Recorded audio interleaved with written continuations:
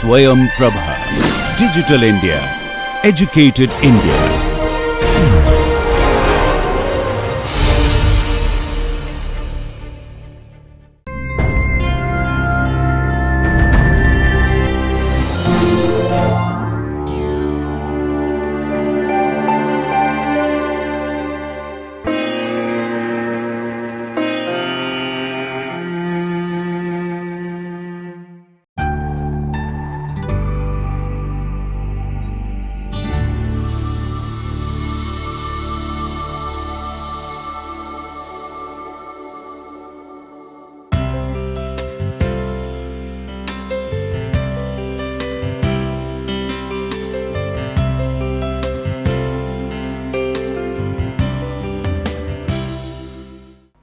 Hello everyone, welcome to my class. Today we will talk about nodal planes and system of thin lenses. Okay, as a revision, in last class we talked about thick and thin lenses, and thereafter we learned what is the unit planes, and while learning unit planes we came to know that unit planes are planes which gives unit magnification. Okay. Apart from the unit plane, there are several other planes, and one of them is nodal plane, which we will talk about today, and thereafter we will move to system of thin lenses. We will analyze the system of thin lenses and will derive an expression for focal length of the combination of the two lenses. Now, before introducing you nodal planes, let us define what are nodal points. Nodal points are 2 points on the axis which have a relative angular magnification of unity. Yeah. Now, in case of unit planes, the magnification was unity, but here it is relative angular magnification. Yeah. The magnification here, the magnification is angular magnification, and in the case of unit planes it was linear magnification. Yeah, the usual magnification. The usual magnification was unity in case of unit planes, and now in case of nodal plane it is angular magnification which is unity. What does the angular magnification means?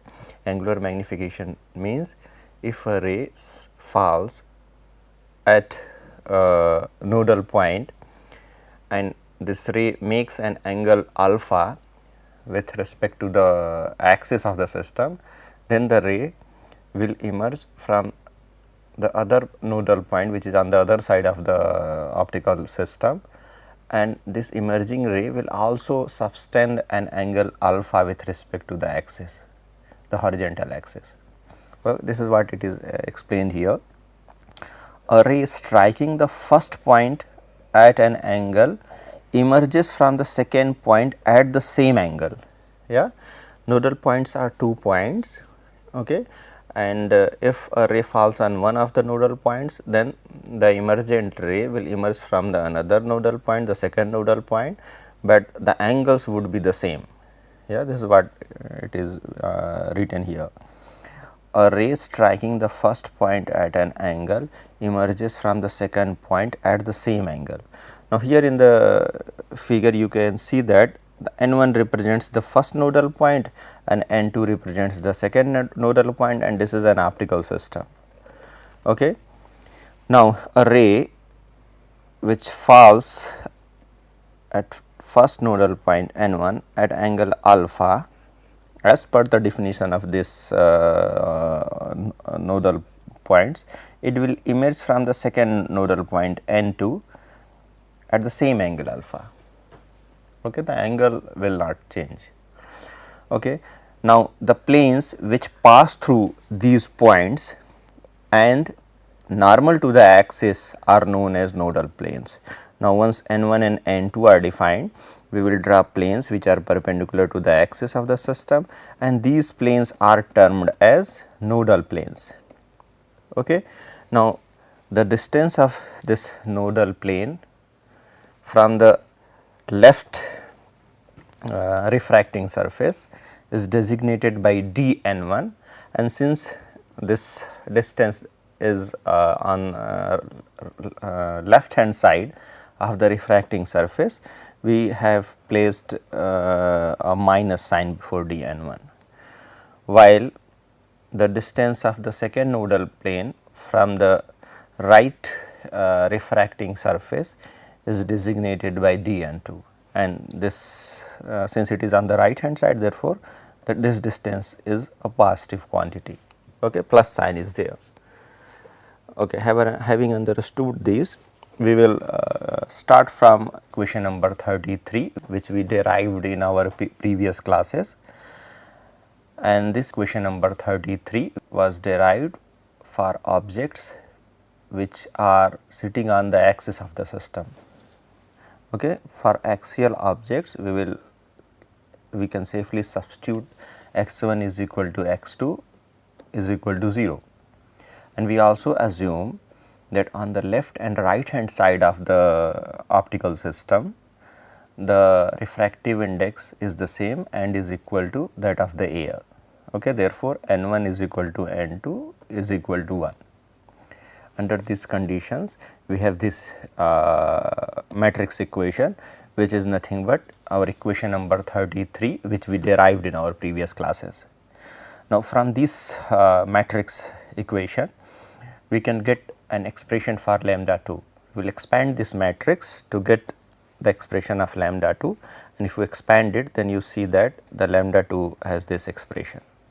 Okay, after substituting x1 is equal to x2 is equal to 0 and n1 is equal to n2 is equal to 1, we will get this expression for lambda 2. I have just expanded this matrix equation, and the first term will give you the lambda 2 expression.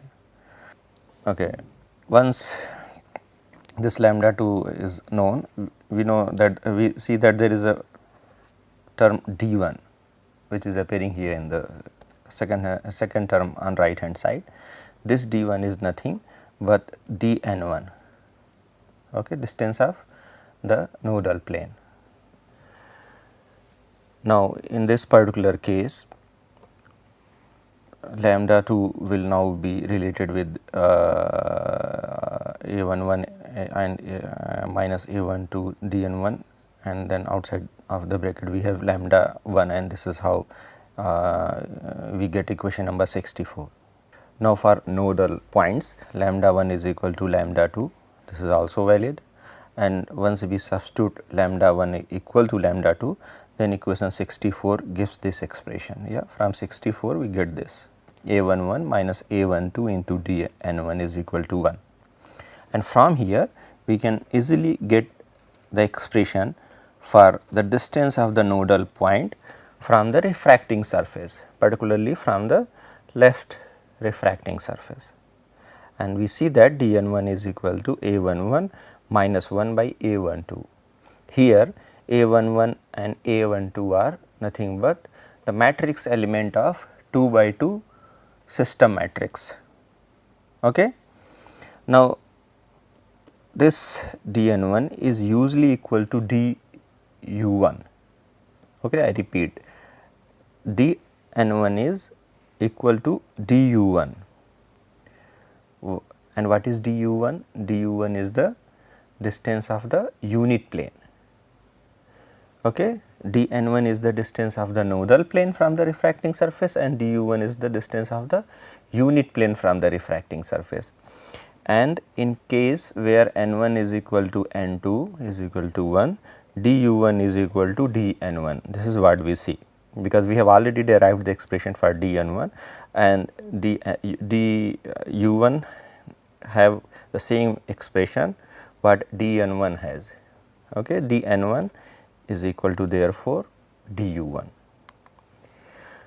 Similarly, we can get the expression for dn2, and we will see that dn2 is equal to du2, which is equal to 1 minus a22 by a12. Okay. Which means that when the medium on the either side of the optical system have the same refractive index, the nodal planes coincide with the unit planes. Okay. If the medium on the left hand side and on the right hand side of the optical system is the same, then nodal plane coincides with the unit planes.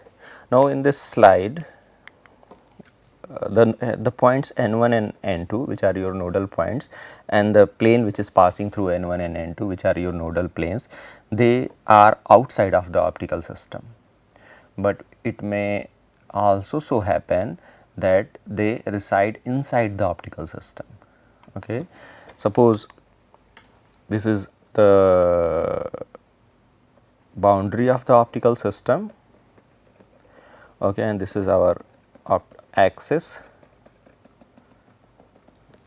okay, and suppose our this n1 is here and n2 is here, then what will happen? A ray which is directed towards n1, it will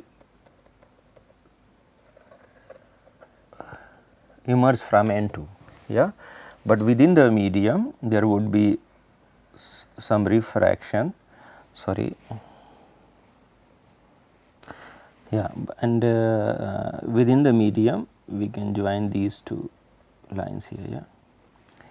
Now, what we see that a ray which appears to be directed towards n1, it appears to be emerging from n2 in this particular case, where n1 and n2 both are within the optical system.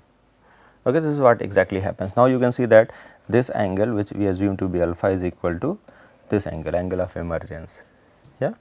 And therefore, irrespective of whether n1 and n2 are inside or nodal planes are inside the optical system or outside the optical system, they preserve the property of unit angular magnification. Okay. And as long as the media outside the optical system is are same, medium is the medium on the right hand side and the medium on the left hand side of the optical system are the same, we will get coincidence of nodal planes and unit planes. Nodal planes will fall exactly at the same position where unit planes appear. Okay. Once this is understood, we will next move to the next topic, wherein we will analyze a system of two thin lenses. Here in this case, we will consider two thin lenses. Thin lenses has their usual definition, which we have already talked about, and these two thin lenses are separated by certain distance. Okay. These lenses have their own focal length, which may be different, and they are separated by certain distance, and we assume in this case that this distance is t. Okay. We can draw the figure schematically here. Suppose this is our one of the lens and this is our second lens, okay, and the separation between the two lenses is t, and the focal length of first lens is n1 while the focal length of second lens is f2. Now, we will analyze this system using matrix method, the matrix formalism, and try to get an expression for the focal length of the combined system, the combination of the two lenses. Okay. Now, these things are described here. We are considering two thin lenses whose focal lengths are given by f1 and f2, and they are separated by a distance t. Okay. Now, these are the two lenses, therefore, what would lenses do is that they refract the rays. Okay.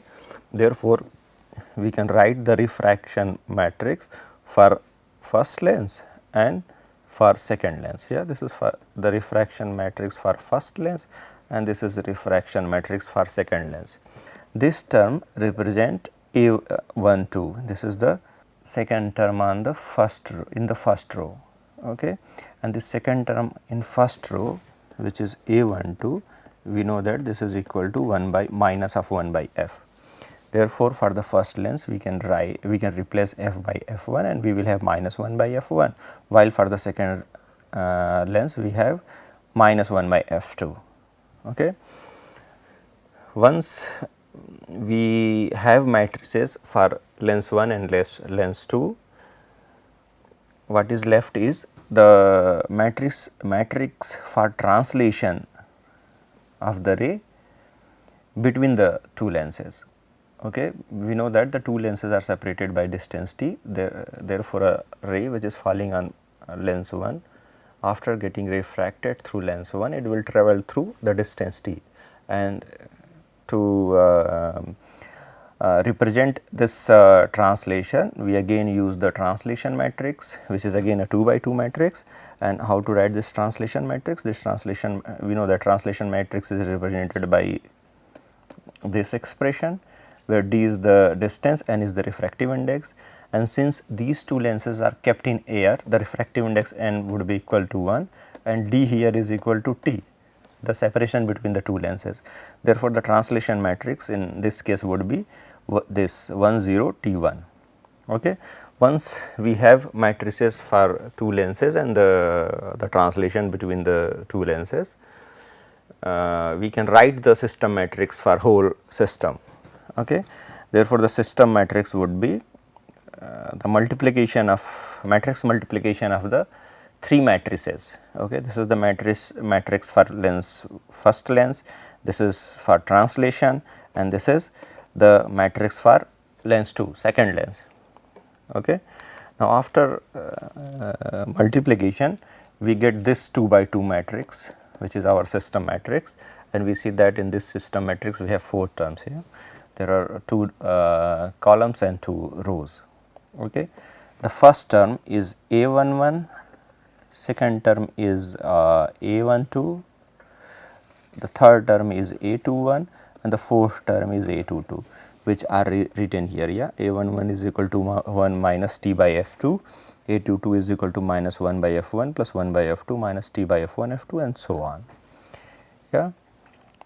Now, A12 is equal to minus 1 by f, f is the focal length of the combination. Yeah, it is as per the derivations we did in our previous classes. We know that this term would be equal to minus 1 by f. Okay. Therefore, we introduce a focal length of the combination, and this focal length would be equal to minus of inverse of A12. Okay. And therefore, we get this formula. Okay. The focal length of the combination is in equation number 70, the focal length of the combination is related to the focal length of the two lenses and the separation between the two lenses. Okay. Now, once the expression for the focal length of the combination is known, we can also write down the expression for the distances of unit planes. Okay. These are the expression for the distances of the unit planes, which is equal to T f by f2 for du1, while for du2 it would be minus T f by f1. Okay. Here what we did is that we just substituted in the usual expression of the distance of unit plane, which we derived in our previous classes. We just substituted these a's into that expression, and this gave us the final expression of du1 and du2 for the combination of the two lenses. Okay. And thus we saw that using matrices we can very easily calculate the expression of the combination of lenses and also can calculate the expression for the unit planes, the distances of the unit planes. Now, we will take a example on this. Okay. And this the statement of this example or the problem statement is, consider a lens combination instead. Yeah, consider a lens combination consisting of a convex lens, and the focal length of the convex lens is plus 15 centimeter. Okay. And the second lens is concave lens. Yeah, and the focal length of the concave lens is minus 20 centimeter, and these two lenses are separated by 25 centimeter. Okay, we have a combination of two lenses.